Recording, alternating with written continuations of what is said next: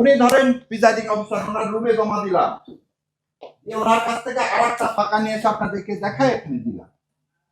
2000 করে ভোট ওখানে উনি ঢুকায় দিলে কেউ জানবে না। আমি আসার সময় বোধহয় আপনারা দেখছেন আমি একটা লাল ব্যাগ নিয়ে এসেছি।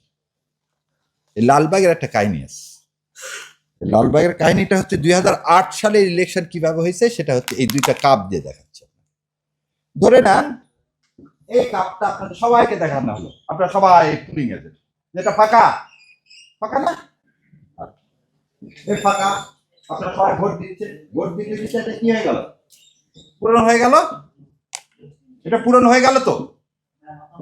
এখন এটা পূরণ হয়ে গেছে, ভোটের কি করবে এটা, সরি ভাই, উনি ধরেন প্রিজাইডিং অফিসার, ওনার রুমে জমা দিলাম, ওনার কাছ থেকে আর একটা ফাঁকা নিয়ে এসে আপনাদেরকে দেখায় এখানে দিলাম।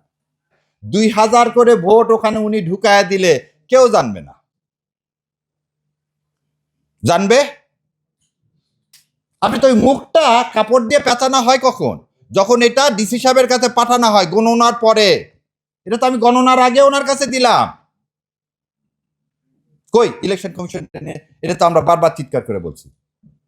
তার যে রুলস করছে সেই রুলসের মধ্যে এটা নাই, যেটা এমন একটা ওপেন জায়গায় রাখতে হবে, পুলিশ পাহারায় রাখতে হবে, যাতে ওখানে কেউ আর টাচ করতে না পারে।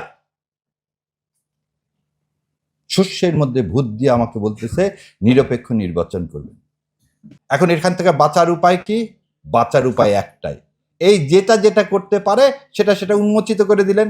তাহলে পরের দিন এই নাটক করলে আর আমরা কেউ বিশ্বাস করব না। এবং ইনশাল্লাহ আগামী যে 12 ফেব্রুয়ারি এই ইলেকশনকে পাহারা দিতে হবে আমাদের, কারণ এটা হচ্ছে হাদির শপথ। তাহলে গণভোটে হাঁ দিতে হবে এবং এই সব প্রেতাত্মাদের কি অপকর্মের জবাব দিতে হবে।